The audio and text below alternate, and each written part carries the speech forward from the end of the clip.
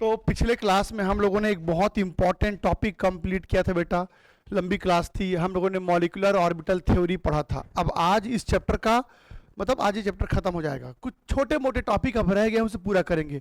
सारे बड़े बड़े टॉपिक हमने कर लिया है, अब कुछ छोटे छोटे टॉपिक हैं जो हमको देखना होगा। क्या? तो यहां देखेंगे आज जो टॉपिक हम पढ़ने वाले हैं वो है बेटा डाइपोल मोमेंट। लिखिए वहां पर, डालो हेडिंग बेटा डाइपोल मोमेंट। लिखेंगे डाइपोल मोमेंट।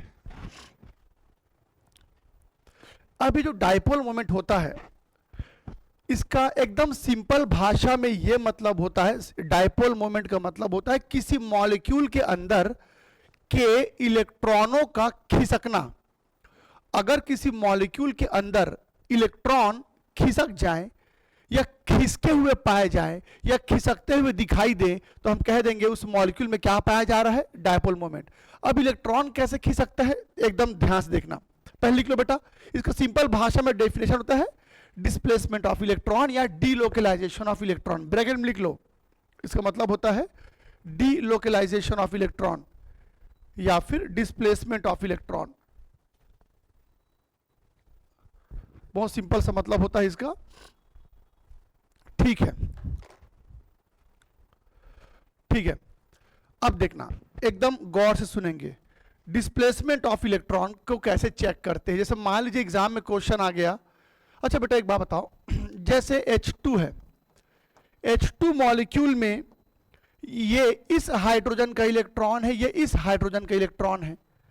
तो अब एक बात बताओ, ये हाइड्रोजन उसका इलेक्ट्रॉन और वो हाइड्रोजन इसका इलेक्ट्रॉन खींचेगा क्या? नहीं, दोनों सेम सेम एटम है तो कोई किसी का इलेक्ट्रॉन अलग से नहीं खींचेगा। अगर यही ऐसा होता, क्लोरीन क्लोरीन होता, तो बेटा ये इस क्लोरीन का इलेक्ट्रॉन है, ये इसका है, कोई किसी का इलेक्ट्रॉन नहीं खींचेगा। लेकिन अगर यही HCl होता, अगर ये HCl होता तो बेटा जल्दी बताओ कौन किसके इलेक्ट्रॉन को खींचेगा? क्लोरीन इलेक्ट्रोनेगेटिव होता है तो वो क्या करेगा? हाइड्रोजन के इलेक्ट्रॉन को खींचेगा। तो इसका मतलब क्या समझे, इस मॉलिक्यूल में जो इलेक्ट्रॉन होंगे वो उस तरफ खिसक जाएंगे। तो हम एक ऐसा एरो बनाएंगे, इस एरो का मतलब है हम ये बता रहे हैं कि इलेक्ट्रॉन किस तरफ से किस तरफ खिसक रहा है। तो जब भी किसी मॉलिक्यूल के अंदर इलेक्ट्रॉन खिसक जाएं या खिसके हुए पाए जाएं तो हम कहेंगे उस मॉलिक्यूल में क्या पाया जा रहा है, डायपोल मोमेंट। तो बेटा डायपोल मोमेंट को इस साइन से डिनोट करते हैं। तो इस मॉलिक्यूल में डायपोल मोमेंट क्या था? जीरो। इस मॉलिक्यूल में डायपोल मोमेंट क्या था? जीरो। लेकिन इस मॉलिक्यूल में डायपोल मोमेंट होगा। तो अब आपको करना क्या है, जब भी कोई क्वेश्चन आपके सामने आएगा तो बस एग्जाम में यही पूछेगा कि बताओ उस मॉलिक्यूल में डायपोल मोमेंट होगा कि नहीं होगा, बस इतना ही पूछेगा। नहीं होगा तो नहीं होगा, और अगर होगा तो किस डायरेक्शन में होगा उसको एरो बना के दिखाना रहेगा। अब चलो मैं आपको कुछ एग्जाम्पल दिखाता हूं, ये बिल्कुल कॉपी कर लो इसको। मैं आपको एग्जांपल दिखाता हूं, डायपोल मोमेंट के बहुत सारे एग्जांपल करेंगे भी हम लोग। और डायपोल मोमेंट से क्वेश्चन आता है ना, एकदम तैयार रहिएगा। डायपोल मोमेंट से क्वेश्चन पूछा जाता है।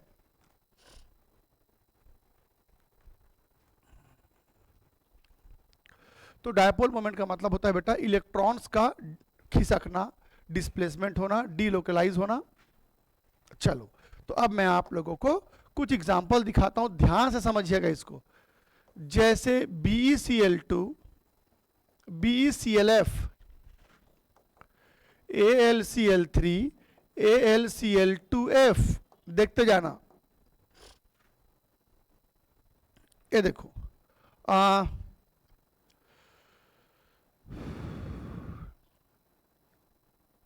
CO2, SO2, SO3, XeO3, ये कुछ मॉलिक्यूल्स हैं। अब हमको पता लगाना है इनमें से किसमें किसमें डायपोल मोमेंट होगा, किसमें किसमें डायपोल मोमेंट होगा। तो ध्यान से देखना, डायपोल मोमेंट का मतलब होता है इलेक्ट्रॉन को खिसकाना। तो एक बात बता बेटा, BeCl2 लीनियर शेप का होता है ना। अच्छा एक बहुत बड़ा प्रॉब्लम है, आप डायपोल मोमेंट का सही सही आंसर तभी बता पाएंगे जब आप किसी मॉलिक्यूल का सही सही ज्योमेट्री बनाएंगे। और सही सही ज्योमेट्री कैसे पता चलता है? According to hybridisation. तो अगर आपने हाइब्रिडाइजेशन सीखा है तब तो आप ज्योमेट्री कर लोगे। तो ध्यान देना, सही सही ज्योमेट्री नहीं बना पाया तो हाइब्रिड, तो फिर ऐसे केस में डायपोल मोमेंट भी सही सही नहीं बता पाओगे आप लोग। तो BCl2 लीनियर होता है, sp हाइब्रिडाइजेशन होता है इसमें लीनियर। तो बताओ बेटा क्या होगा, ये क्लोरीन इस तरफ खींचेगा इलेक्ट्रॉन को, ये क्लोरीन इस तरफ खींचेगा इलेक्ट्रॉन को, तो दोनों तरफ से बराबर खिंचाव है। क्या इसमें डायपोल मोमेंट होगा? नहीं होगा। तो बोल देंगे डायपोल मोमेंट क्या है बेटा इसमें? 0। इसमें आते हैं, इस वाले केस में आते हैं। ये देखो बेटा एक तरफ Cl है, एक तरफ F है। अब ये बताओ क्लोरीन भी खींचेगा, फ्लोरीन भी खींचेगा, पर ज्यादा कौन खींचेगा? फ्लोरीन खींचेगा। यानी कि इस मॉलिक्यूल के इलेक्ट्रॉन ओवरऑल इस तरफ डिसलोकेट होंगे, तो इसमें डायपोल मोमेंट पाया जाएगा। इसमें आते हैं AlCl3। AlCl3 का मैंने स्ट्रक्चर बना लिया, ये देखो। तो इसमें देखो बेटा ये इस तरफ इलेक्ट्रॉन खींचेगा, ये इधर खींचेगा, ये इधर खींचेगा, सब तरफ से बराबर खिंचाव है। डायपोल मोमेंट क्या हो जाएगा? 0। इसमें आते हैं, ये ऐसे बनेगा AlCl ClF।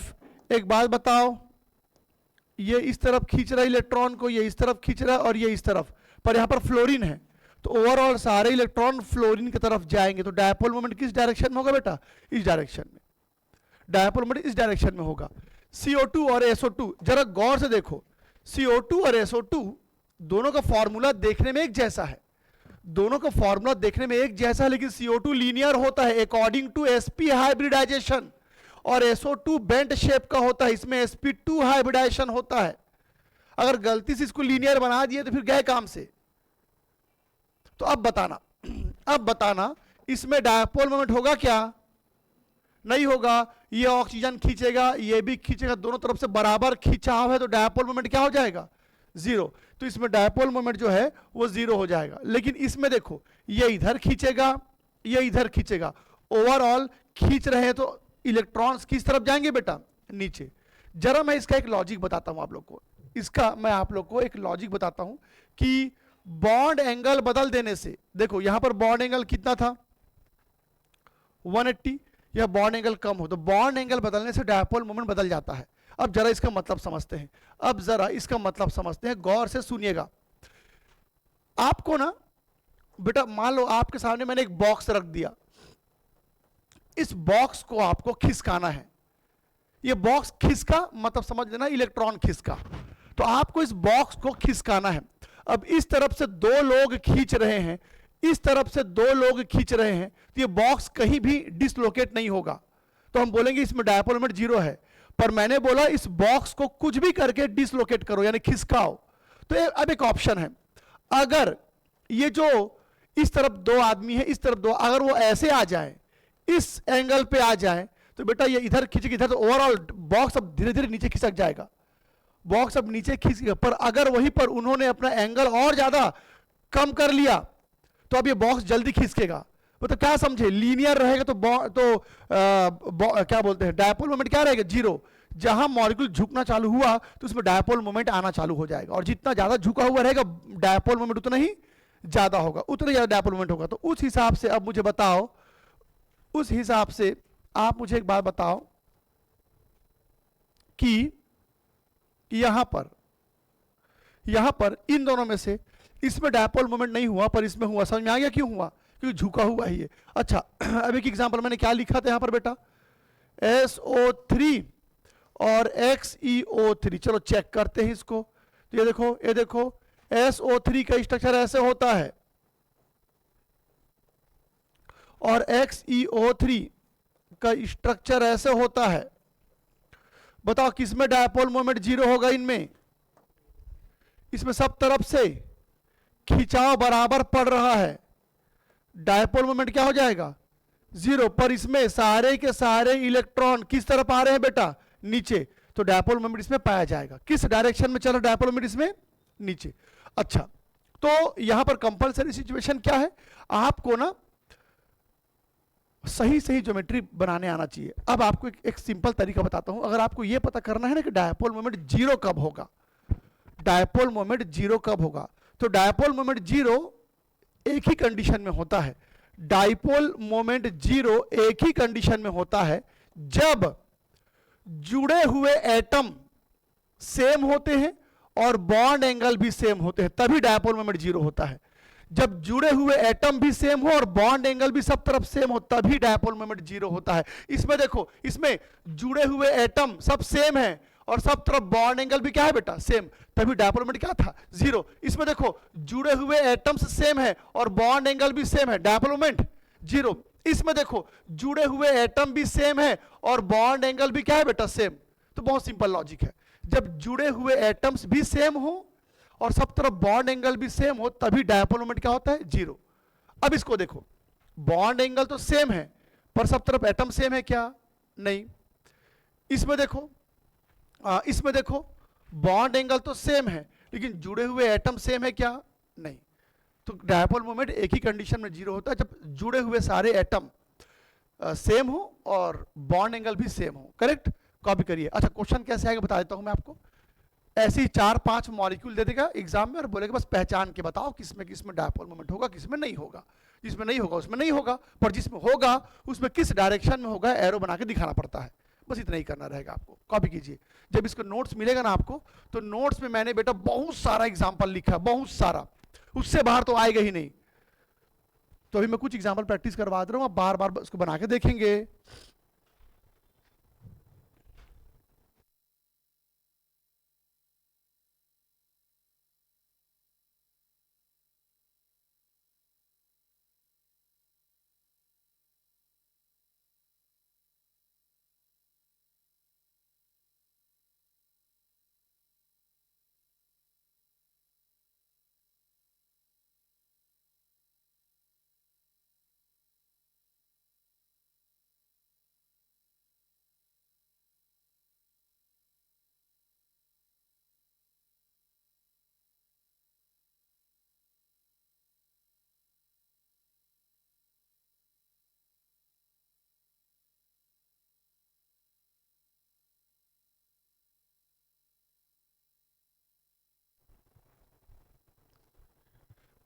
आपका नाम क्या है, नाम क्या आपका, सुजोवन।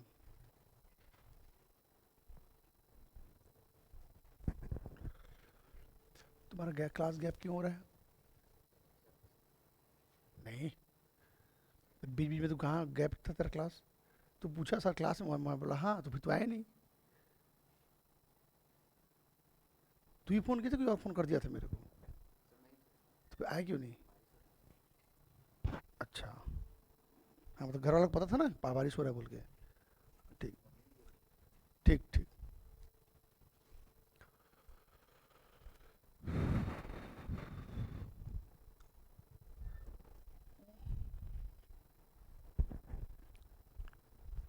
कॉपी कर ले बेटा सबने, बोलिए।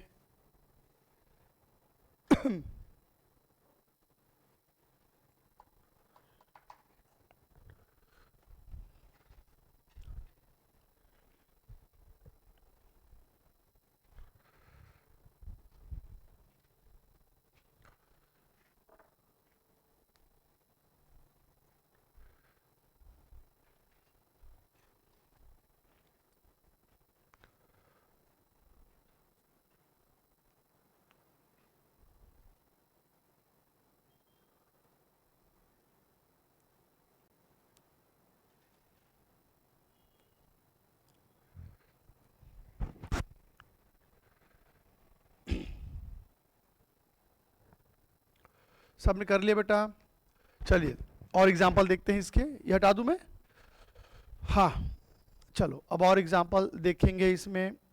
जैसे अब ये वाला केस आ गया, SF6 SF4 और SF2, जरा इनका कंपैरिजन देखते हैं, ठीक है। अब ये देखो बेटा SF6 ऐसे बनता है,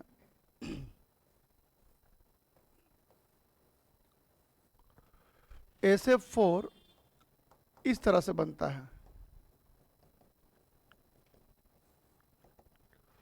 और SF2 ऐसे बनता है। ये ज्योमेट्री में कैसे बना रहा हूं, ऑलरेडी आप लोगों को हाइब्रिडाइजेशन करवा दिया, सब ज्योमेट्री आप लोग बना चुके हैं एक बार। अच्छा अब ये बताओ बेटा, इसमें इस तरफ यहां पर मैंने फ्लोरीन लिखा नहीं है, सब जगह फ्लोरीन रहेगा। ये फ्लोरीन खींचेगा तो उसको अपोज करने वाला यहां पर फ्लोरीन है, ये फ्लोरीन खींचेगा तो उसको अपोज करने वाला यहां पर फ्लोरीन है, और ये इधर खींचेगा तो उसको अपोज करने वाला यहां पर है। मतलब सभी के काउंटर पोजीशन पे कोई ना कोई है, तो डायपोल मोमेंट क्या हो जाएगा बेटा?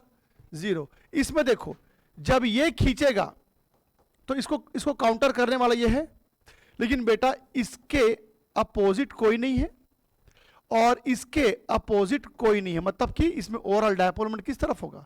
इस डायरेक्शन में। इसके अपोजिशन में कोई है क्या? नहीं। इसके अपोजिशन में कोई है क्या? नहीं। तो मतलब ये दोनों इस तरह से खींचेंगे इलेक्ट्रॉन को, तो ओवरऑल डायपोल मोमेंट कहां जाएगा? इस तरफ जाएगा। क्लियर है ये? इसमें आते हैं, इसमें इसमें तो होगा ही, बिल्कुल झुका हुआ मॉलिक्यूल, झुके हुए में हमेशा डायपोल मोमेंट होता है बेटा। ये इधर खींच रहा है, ये इधर खींचा है, ओवरऑल इलेक्ट्रॉन कहां जाएंगे? इस तरफ। करेक्ट। अच्छा, अब कुछ एग्जांपल दिखाता हूं, थोड़ा छोटा कर देते हैं इसको। अब यहां देखना, अब यहां देखना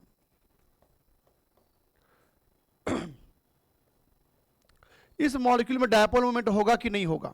नहीं होगा, क्योंकि ये ट्राइगोनल है, और ट्राइगोनल में सब तरफ बॉन्ड एंगल कितना रहता है बेटा? 120। तो इसके दो कंपोनेंट हैं, हालांकि इसके भी दो कंपोनेंट थे। इसको कैसे बनाते हैं? इसके दो कंपोनेंट है, एक ट्राइगोनल कंपोनेंट, एक लीनियर कंपोनेंट।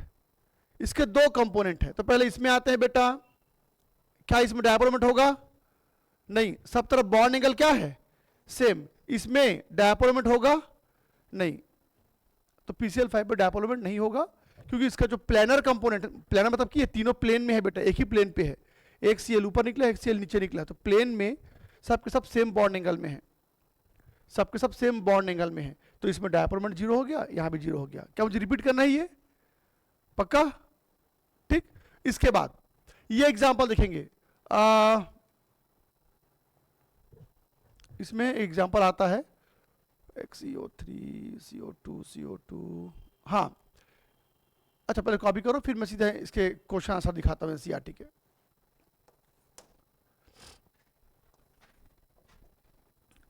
तो इतना जानने के बाद अब चलो NCERT के कुछ क्वेश्चंस करते हैं हम लोग। अच्छा, मुझे तो CH4 में डायपोल मोमेंट होगा? CH4 में सब तरफ बॉन्ड एंगल सेम होता है क्या?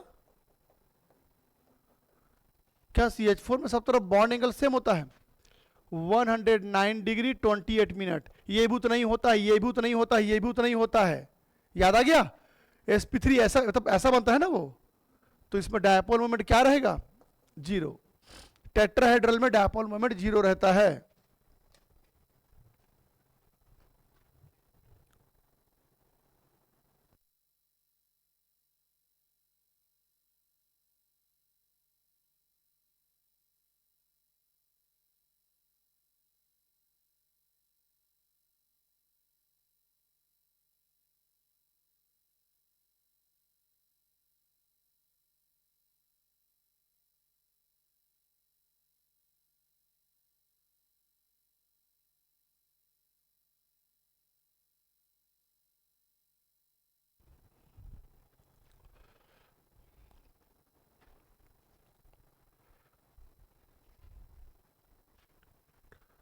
कॉपी कर लिया गया।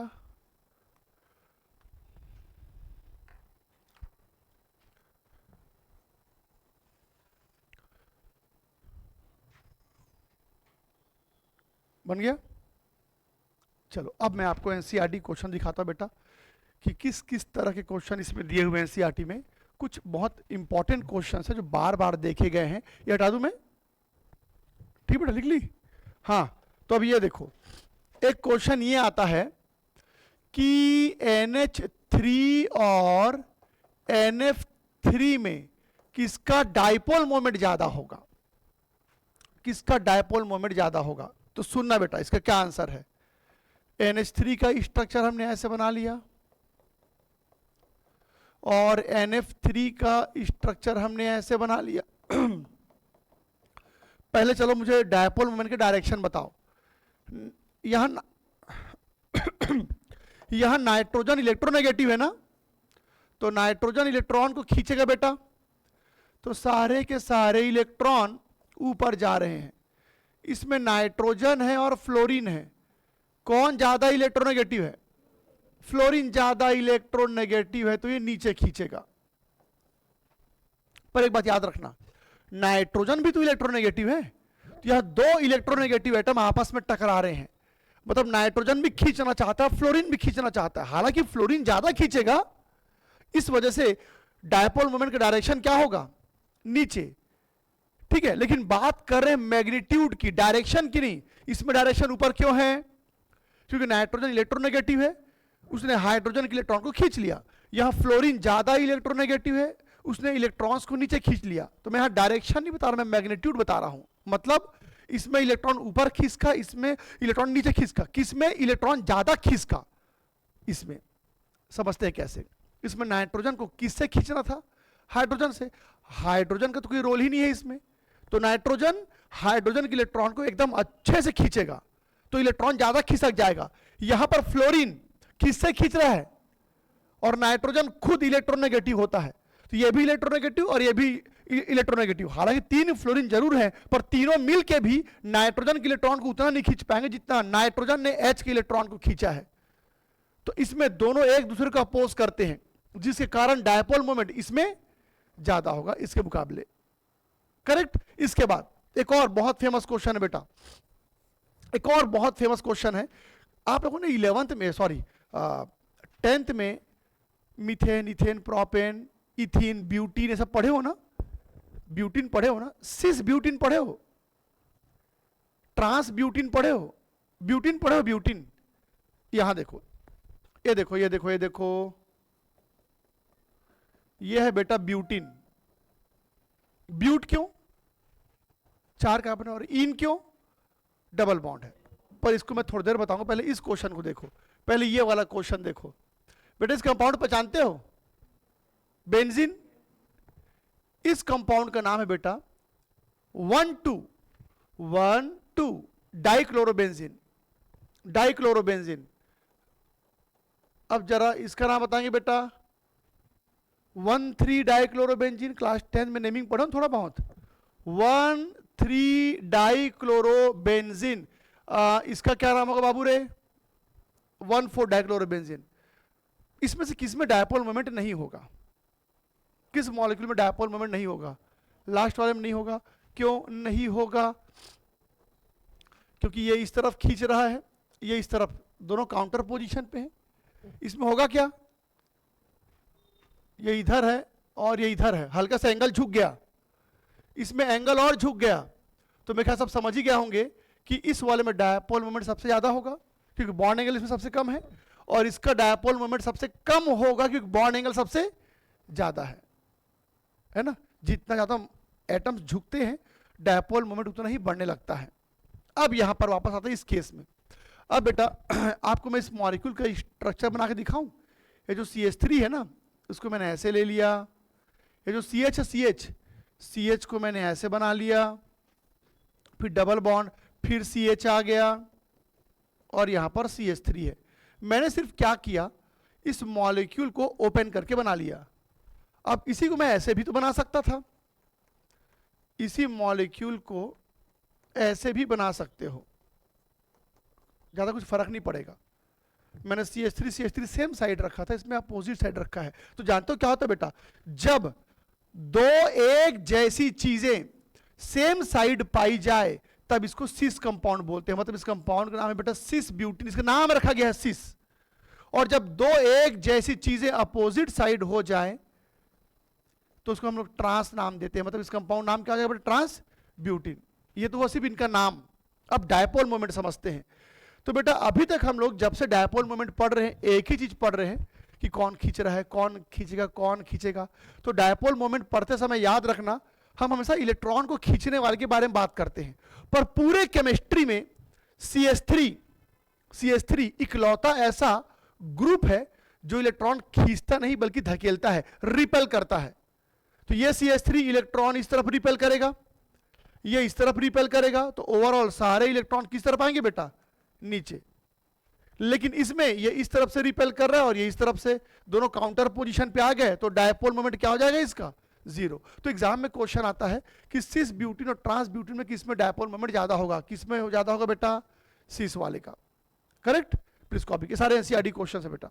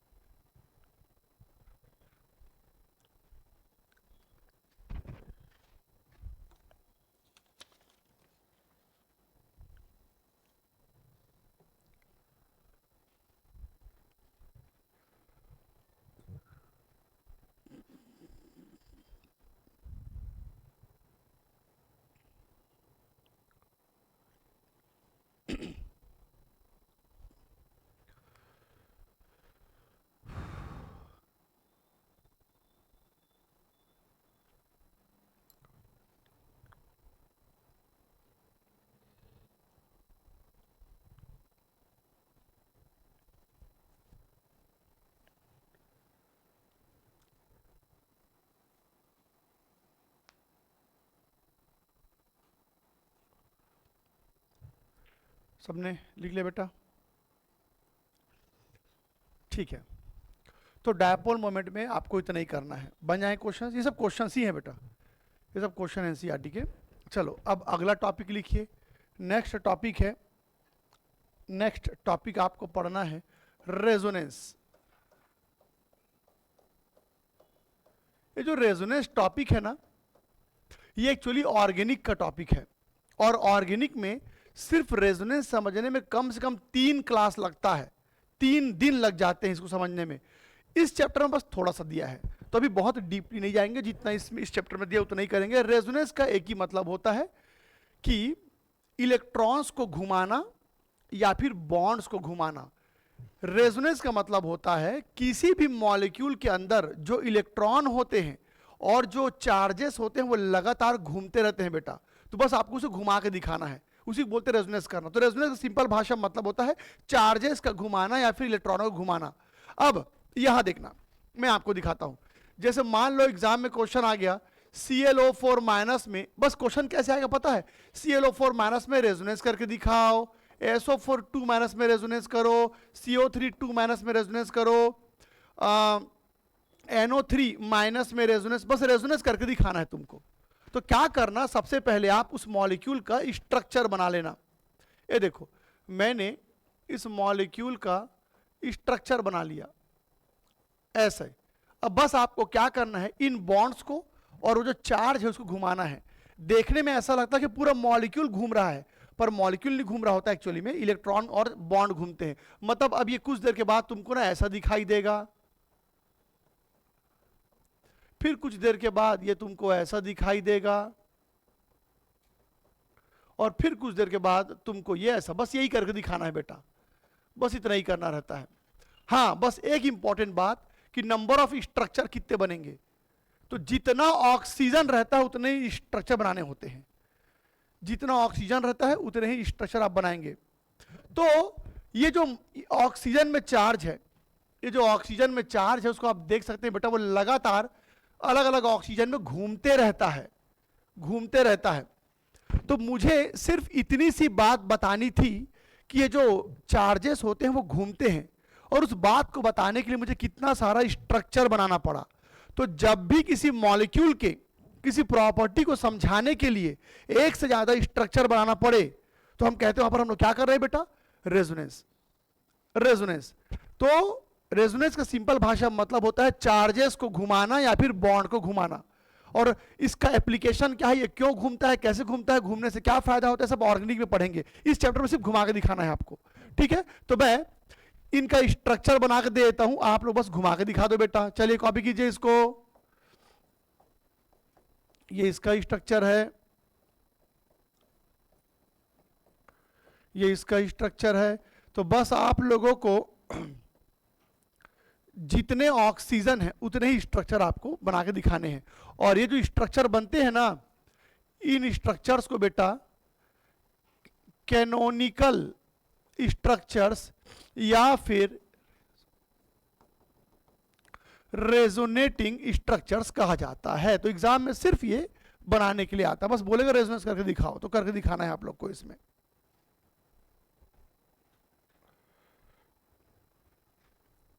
और जितने ऑक्सीजन होंगे उतने ही आपको स्ट्रक्चर बनाने होंगे। ये बंद कर दूं?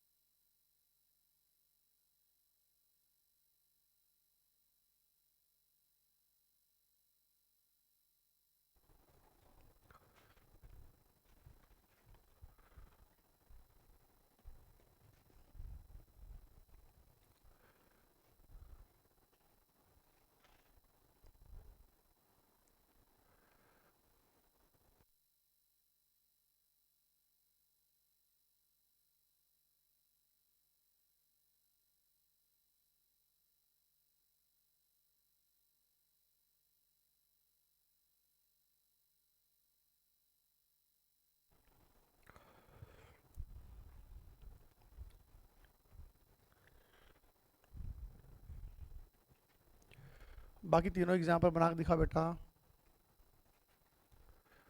तीनों एग्जाम्पल बना के दिखाएंगे।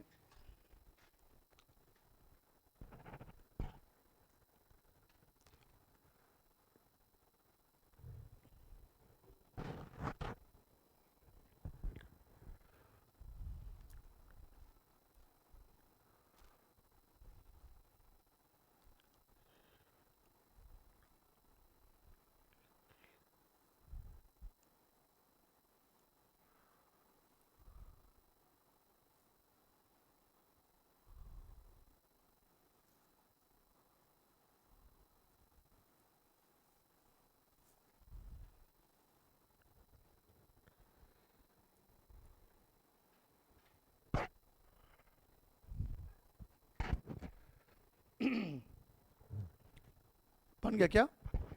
ठीक। अब चलिए इस चैप्टर का लास्ट टॉपिक डाले हेडिंग। अब इस चैप्टर का आखिरी टॉपिक है बेटा hydrogen bond. Hydrogen bond, hydrogen bond. पहले तो ये समझ लो कि हाइड्रोजन बॉन्ड होता क्या चीज है। गौर से सुनना, जब भी हाइड्रोजन किसी ऑक्सीजन से जुड़ा होता है, या फिर हाइड्रोजन नाइट्रोजन से जुड़ा होता है, या फिर हाइड्रोजन फ्लोरीन से जुड़ा होता है, गौर से सुनना बेटा, जब भी हाइड्रोजन ऑक्सीजन से जुड़ा होगा, या फिर नाइट्रोजन से जुड़ा होगा, या फिर फ्लोरीन से जुड़ा होगा, ये तीनों हाइड्रोजन जब किसी दूसरे इलेक्ट्रोनेगेटिव एटम के कांटेक्ट में आ गए, यानी कि ये जो तीन हाइड्रोजन है बेटा, इनको ना एक्टिव हाइड्रोजन कहा जाता है। कोई आपसे पूछेगा ना एक्टिव हाइड्रोजन क्या होता है, तो ऑक्सीजन, नाइट्रोजन और फ्लोरीन के साथ जुड़े हुए हाइड्रोजन को एक्टिव हाइड्रोजन कहा जाता है।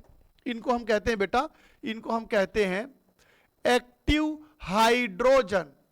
तो जब भी कोई एक्टिव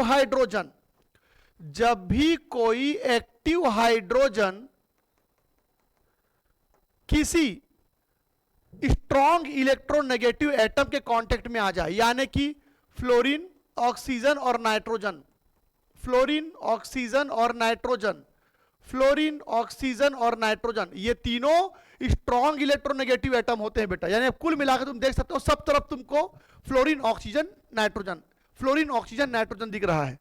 तो जब भी एक्टिव हाइड्रोजन, गौर सुनना, वो हाइड्रोजन जो ऑक्सीजन से जुड़ा है वो आगे जाके फिर फ्लोरीन, ऑक्सीजन, नाइट्रोजन से जुड़ जाए, वो हाइड्रोजन जो नाइट्रोजन से जुड़ा है वो आगे जाके फिर फ्लोरीन, ऑक्सीजन, नाइट्रोजन से जुड़ जाए, वो हाइड्रोजन जो फ्लोरीन से जुड़ा है वो फिर आगे जाके फ्लोरीन, ऑक्सीजन, नाइट्रोजन से जुड़ जाए, तो ये जो अट्रैक्शन बनेगा इसी का नाम क्या होता है बेटा? क्या बोलते हैं इसको हम लोग?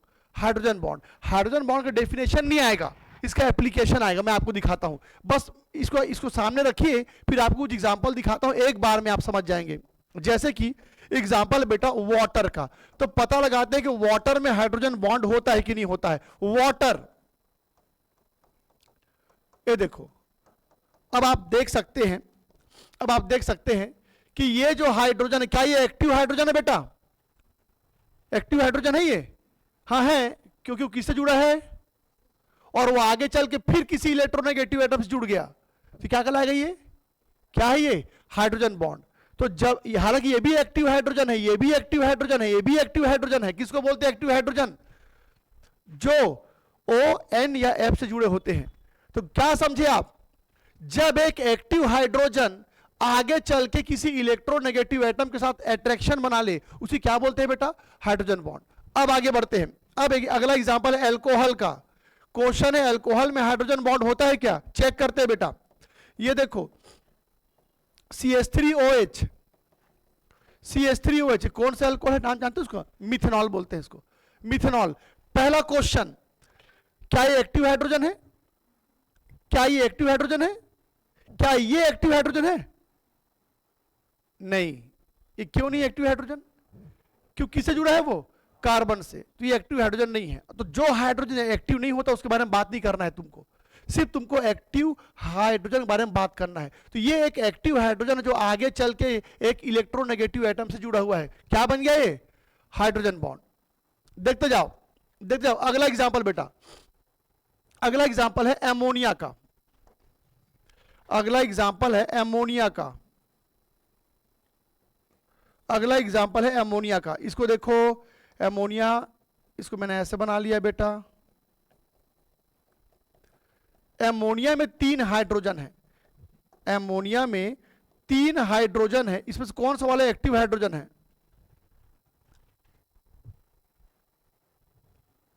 तीनों है, क्योंकि तीनों के तीनों किससे जुड़े हैं बेटा? तो ये क्या ये एक्टिव हाइड्रोजन है? हाँ। और उसके बगल में एक दूसरा इलेक्ट्रोनेगेटिव एटम है, क्या बन गया? Hydrogen bond. तो कोई पूछेगा एग्जाम्पल बताओ किसमें होता है हाइड्रोजन बॉन्ड, तो वाटर, एल्कोहल, एमोनिया, इनमें हाइड्रोजन बॉन्ड होता है। अच्छा, अब इनको जरा देखो, इस कंपाउंड को देखो, इसको पहचानते हो बेटा? इस कंपाउंड को कार्बोक्सिलिक एसिड है, एसिड है ये, एसिटिक एसिड बोलते हैं, एसिटिक एसिड। ये एक एसिटिक एसिड है, ये दूसरा एसिटिक एसिड है। पहला क्वेश्चन आप लोगों के लिए कि क्या ये एक्टिव हाइड्रोजन है? हाँ है, क्योंकि वो किससे जुड़ा है? ओ से। क्या ये एक्टिव हाइड्रोजन है भाई? हाँ जी, वो भी एक्टिव हाइड्रोजन है। तो बेटा एक बात बताओ, ऐसे में यहां पर अट्रैक्शन बन गया, यहां पर अट्रैक्शन, क्या बन गया इसमें? Hydrogen bond. तो तुमने क्या देखा? कार्बोक्सिलिक एसिड में डबल हाइड्रोजन बॉन्ड होता है। कार्बोक्सिलिक एसिड में डबल हाइड्रोजन बॉन्ड। इस कंपाउंड नाम क्या है बेटा? Acetic acid. Acetic acid. ऐसे ही सल्फ्यूरिक एसिड में भी, ऐसे ही सल्फ्यूरिक एसिड में भी, ये देखो सल्फ्यूरिक एसिड, क्या फॉर्मूला इसका? H2SO4। ये देखो ये H2SO4 है, इसको ऐसे बना लेते हैं। चलो एक बार और H2SO4 बना लेते हैं बेटा। ये देखो, अब फिर से वही क्वेश्चन पूछूंगा, क्या ये एक्टिव हाइड्रोजन है भाई? हाँ, ये भी एक्टिव हाइड्रोजन है बेटा। हाँ, और यहां पर ना ये क्या बन गया? Hydrogen bond. इसमें भी क्या प्रेजेंट है? Double hydrogen bond. तो डबल हाइड्रोजन बॉन्ड किस में होता है? Acidic acid, sulphuric acid. बाकी सब में सिंगल हाइड्रोजन बॉन्ड होता है। अब ये सब मैं क्यों बता रहा हूं, क्वेश्चन कैसे आएगा सुनो, सीधे मुद्दे पर आते हैं। इस टॉपिक से क्वेश्चन कैसे आएगा, बस आपको इतना ही एग्जाम्पल याद रखना है, इतना ही एग्जाम्पल याद रखना है। अब आपको मैं क्वेश्चन दिखाता हूं, ध्यान से सुनेंगे बेटा। जिस कंपाउंड में हाइड्रोजन बॉन्ड होता है, जिस कंपाउंड में हाइड्रोजन बॉन्ड होता है, उस कंपाउंड का बॉइलिंग पॉइंट हाई होता है। उस कंपाउंड का बॉइलिंग पॉइंट हाई होता है। उस कंपाउंड का विस्कोसिटी हाई होता है। विस्कोसिटी मतलब गाढ़ापन, चिपचिपा होता है, विस्कोसिटी हाई होता है। इसके अलावा डेंसिटी हाई होता है। इसके अलावा बॉइलिंग पॉइंट, विस्कोसिटी, डेंसिटी और वोलेटाइलिटी कम होता है। अरे भाई, जो गाढ़ा होता है वो जल्दी उड़ता नहीं है, और जो उड़ गया उसको क्या बोलते हैं बेटा? वोलेटाइल। तो उड़ जाना यानी कि वेपर बना लेना, और हाइड्रोजन बॉन्ड जैसे अपोजिट होते हैं। जिसमें हाइड्रोजन बॉन्ड होता है वो जल्दी से नहीं उड़ते, उड़ाने के लिए आपको एनर्जी चाहिए होगा। और एक और इंपॉर्टेंट बात, कि जिनमें हाइड्रोजन बॉन्ड होता है अक्सर वो कंपाउंड क्या होते हैं बेटा? लिक्विड। जो हाइड्रोजन बॉन्ड, जिन कंपाउंड्स में हाइड्रोजन बॉन्ड पाया जाता है अक्सर वो क्या होते हैं? लिक्विड। अब सुनो क्वेश्चन कैसे आएगा, सीधे मैं मुद्दे पर आता हूं। क्वेश्चन कैसे आएगा बेटा? तो जितने एनसीईआरटी में क्वेश्चन सब दिखाता हूं। एक क्वेश्चन आता है, why acetic acid is syrupy in nature. ये सिरप जैसा गाढ़ा क्यों होता है? Due to double hydrogen bond. Why sulphuric acid has high density? Double hydrogen bond. Why acetic acid has low volatility? सबका आंसर सेम है, हाइड्रोजन बॉन्ड। तो इसी में से कोई एक पॉइंट पूछेगा, इसी में से कोई एक पॉइंट पूछेगा। अब एक बहुत famous question, NH3 is liquid but PH3 is gas. H2O is liquid but H2S is gas. क्या आंसर है इसका?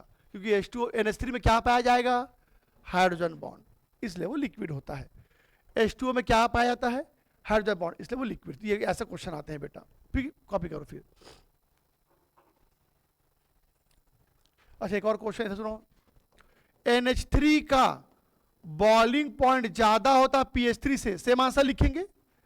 हाइड्रोजन बॉन्ड H2O का बॉइलिंग पॉइंट ज्यादा होता है H2S से, सेम आंसर लिखेंगे हाइड्रोजन बॉन्ड। तो इसके बाहर कोई एग्जांपल नहीं है बेटा, कॉपी करिए ध्यान से इसको।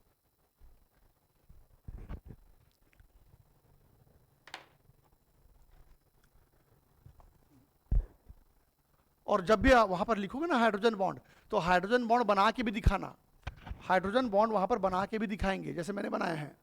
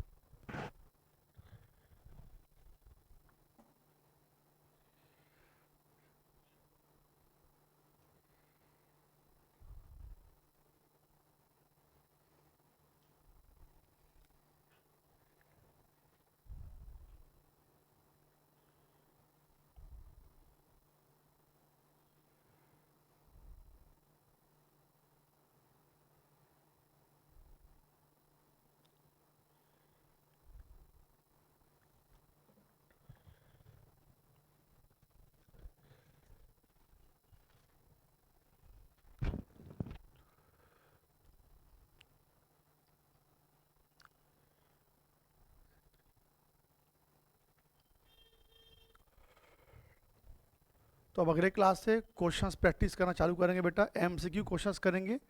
नोट्स आपको मिलेगा, उसमें थ्योरेटिकल क्वेश्चन आप लोग देख लेंगे। तो अब अगले क्लास से कंटिन्यू जो है हम लोग एमसीक्यू क्वेश्चंस प्रैक्टिस करेंगे। और पढ़ना चालू कर दीजिए अब आप लोग। मैं एक बार क्लियर कर दे रहा हूँ, 4 तारीख से 8 तारीख के बीच में अवेलेबल नहीं रहूँगा, मुझे पटना जाना है, एक मीटिंग वहाँ पर केजीएस में।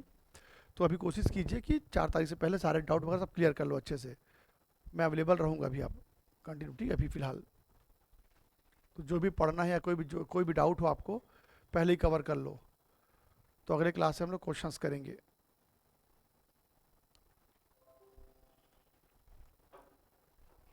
फिलहाल तो अगले क्लास में इस चैप्टर के एमसीक्यू करेंगे, उसके बाद वाले क्लास में पीरियोडिक क्लासिफिकेशन के एमसीक्यू करेंगे।